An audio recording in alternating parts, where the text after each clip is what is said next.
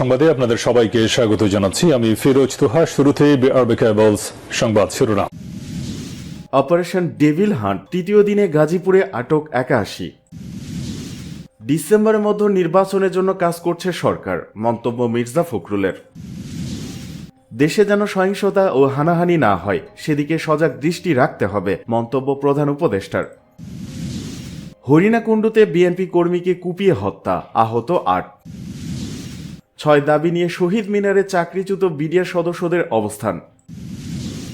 সাগররুনি হত্যার 13 বছর, রহস্য উন্মোচনের আশ্বাস পিবিআইয়ের। অপারেশন ডেভিল হান্ট তৃতীয় দিনে গাজীপুরে আটক 81। অপারেশন ডেভিল হান্টের তৃতীয় দিনে গাজীপুর মেট্রোপলিটন পুলিশের 8 থানায় 69 জন ও গাজীপুর জেলায় 5 থানায় 12 জনকে আটক করেছে পুলিশ। মঙ্গলবার সকালে জেলা পুলিশ ও গাজীপুর মহানগর পুলিশের পক্ষ থেকে এ তথ্য নিশ্চিত করেছে। জানা যায়, আটকদের বেশিরভাগই আওয়ামী লীগ ও সহযোগী সংগঠনের নেতাকর্মী। গাজীপুর মহানগর পুলিশের সিটিএসবির উপকমিশনার আলমগীর হোসেন বলেন, মহানগরের 8টি থানায় অপারেশন ডেভিল হান্টের তৃতীয় দিন 69 জনকে আটক করা হয়েছে। এর মধ্যে টঙ্গী পূর্ব থানায় 7 জন, টঙ্গী পশ্চিম থানায় 8 জন, গাছা থানায় 6 জন, বাসন থানায় 9 জন, সদর থানায় 19 জন, পুবাইল থানায় 2 জন সহ অন্যান্য থানায় মোট 69 জনকে আটক করা হয়েছে। এ নিয়ে অপারেশন ডেভিল হান্টে 3 দিনে 148 জনকে আটক করা হয়েছে। জেলা police super doctor Chowdhury Mohammad Jaber Sadek বলেন, অপারেশন ডেভিল হান্টের তৃতীয় দিনে সোমবার দিবাগত রাতে গাজীপুর জেলার 5টি থানা এলাকায় অভিযান পরিচালনা করে 12 জনকে আটক করা হয়েছে। তাদের বিরুদ্ধে প্রচলিত আইনে আইনগত ব্যবস্থা নেওয়ার প্রক্রিয়া চলছে। এদিকে ডিসেম্বরের মধ্যে নির্বাচনের জন্য কাজ করছে সরকার, মন্তব্য মির্জা ফখরুলের।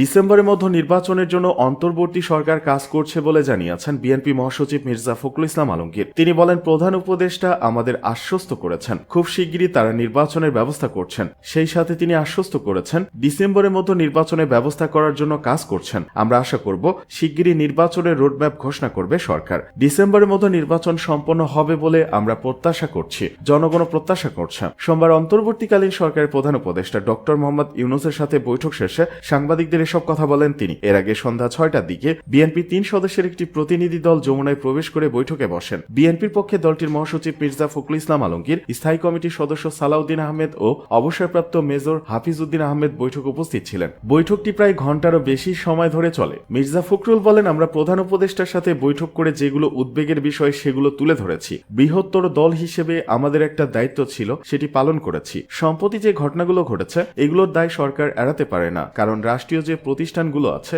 বাহিনীগুলোর সামনে ঘটনা ঘটেছে, এতে আইন শৃঙ্খলা পরিস্থিতি বা স্থিতিশীলতা ব্যাপকভাবে বিপন্ন করেছে। এসব প্রক্রিয়ার কারণে ফ্যাসিবাদকে কথা বলার সুযোগ করে দেওয়া হয়েছে। অন্তর্বর্তী সরকারকে আমরা শীঘ্রই নির্বাচন করার জন্য তাগাদা দিয়েছি জানিয়ে তিনি বলেন, ন্যূনতম যে সংস্কার সেগুলো সংস্কার করে শীঘ্রই নির্বাচন দেওয়ার কথা বলেছি। প্রশাসনে যারা ফ্যাসিবাদের দোষর, যারা বাংলাদেশকে ক্ষতিগ্রস্ত করেছে, তাদেরকে আইনের আওতায় এনে এবং পদ থেকে সরিয়ে দেওয়ার কথা বলেছি। সেই সাথে যারা দেশের অর্থনীতি লুণ্ঠন করেছে তাদেরকে দেশে ফিরিয়ে আনার জন্য ও শাস্তির জন্য দাবি করেছি।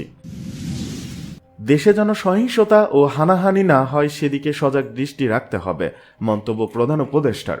দেশে যেন কোনো সহিংসতা ও হানাহানি না হয় সেদিকে সজাগ দৃষ্টি রাখতে হবে বলে জানিয়েছেন প্রধান উপদেষ্টা প্রফেসর ডক্টর মোহাম্মদ ইউনূস। সোমবার সকাল 10টায় রাজধানী তেজগাঁওস্থ প্রধান উপদেষ্টার কার্যালয় জুলাই শহীদ পরিবার ও আহতদের মধ্যে আর্থিক চেক হস্তান্তর অনুষ্ঠানে তিনি কথা বলেন। প্রধান উপদেষ্টা জুলাই শহীদ পরিবার ও জুলাই যোদ্ধাদের উদ্দেশ্যে বলেন, দেশে যেন কোনো সহিংসতা ও হানাহানি না হয় সেদিকে সজাগ দৃষ্টি রাখতে হবে। তিনি বলেন, সবসময় ভাবি যাদের কারণে, যাদের ত্যাগের বিনিময়ে দেশটাকে আমরা নতুন বাংলাদেশ বলার সাহস করছি, তাদের এই ত্যাগ কোনো নিক্তি দিয়ে মাপা যাবে না। জুলাই গণ অভ্যুত্থানে আহত ও শহীদদের ইতিহাসের স্রষ্টা হিসেবে আখ্যায়িত করে তিনি বলেন, আপনারা জীবন্ত ইতিহাস।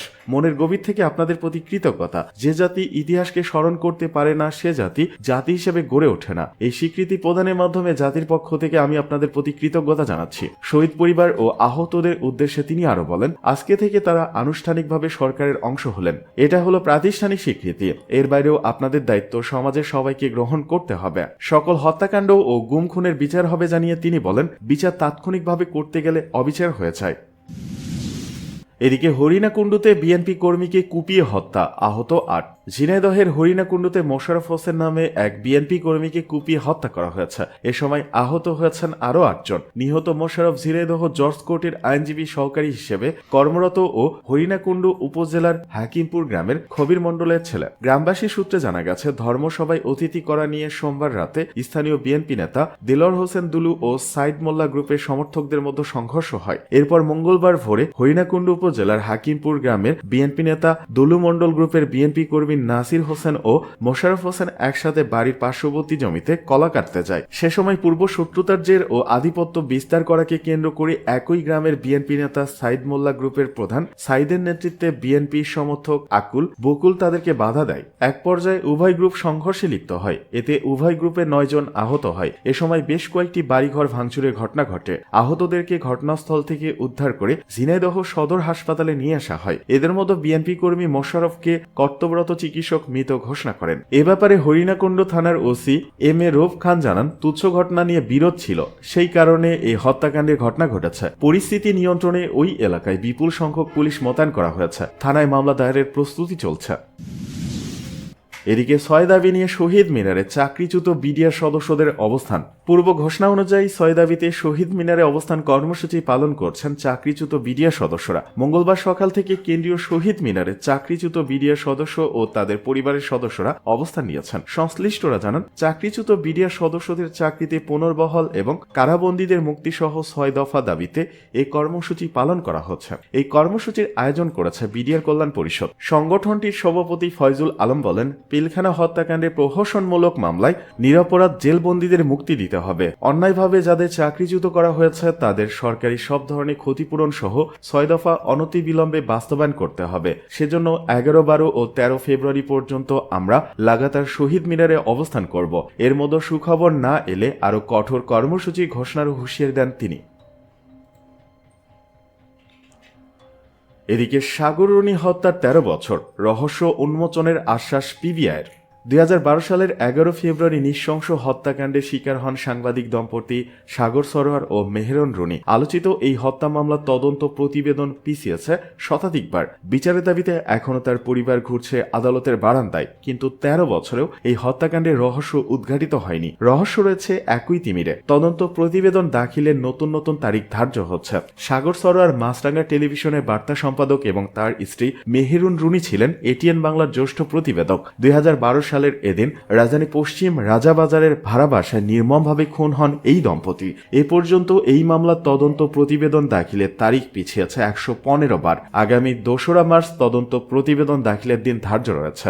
সাগররণী হত্যার পর তৎকালীন আওয়ামী লীগ সরকারের স্বরাষ্ট্রমন্ত্রী সাহারা খাতুন দ্রুত রহস্য উদ্ঘাটনের এবং খুনিদের বিচারের মুখোমুখি করার আশ্বাস দিয়েছিলেন। কিন্তু প্রথমে শেরেবাংলা নগর থানার পুলিশ, পরে ডিবি 2 মাস এবং সর্বশেষ 2012 সালের এপ্রিল থেকে র্যাব প্রায় 12.5 বছর তদন্ত করেও রহস্য উদ্ঘাটন করতে পারেনি। এখনো অজানাই থেকে গেছে তাদের খুনি কে বা কারা, কে খুন হয়েছেন। অবশ্য গত বছরে 5 আগস্ট ছাত্র জনতার অভ্যুত্থানে আওয়ামী লীগ সরকারের পতনের পর সাগররণী হত্যা মামলার তদন্ত নিয়ে তোড়জোড় শুরু হয়। হাইকোর্টের নির্দেশে 23 অক্টোবর পিবিআই প্রধানকে নিয়ে 4 সদস্যের টাস্ক ফোর্স গঠন করা হয়। 6 মাসের মধ্যে তদন্ত শেষ করার নির্দেশ দেয় স্বরাষ্ট্র মন্ত্রণালয়। তদন্তভার পাওয়ার পর পিবিআই এরই মধ্যে বিশিষ্ট সাংবাদিক, একটি টেলিভিশন চ্যানেলের মালিক, সাবেক পুলিশ কর্মকর্তা সহ 62 জনকে জিজ্ঞাসাবাদ করেছে। এই মামলায় কারাগারে থাকা 5 জনকে কারা ফটকে জিজ্ঞাসাবাদ করার নির্দেশ দিয়েছেন আদালত। পিবিআই প্রধান মোহাম্মদ মোস্তফা কামাল জানান, খুব দ্রুত এই হত্যা মামলার তদন্ত শেষ করার চেষ্টা চলছে। তার আশা দ্রুতই রহস্য উদ্ঘাটিত হবে।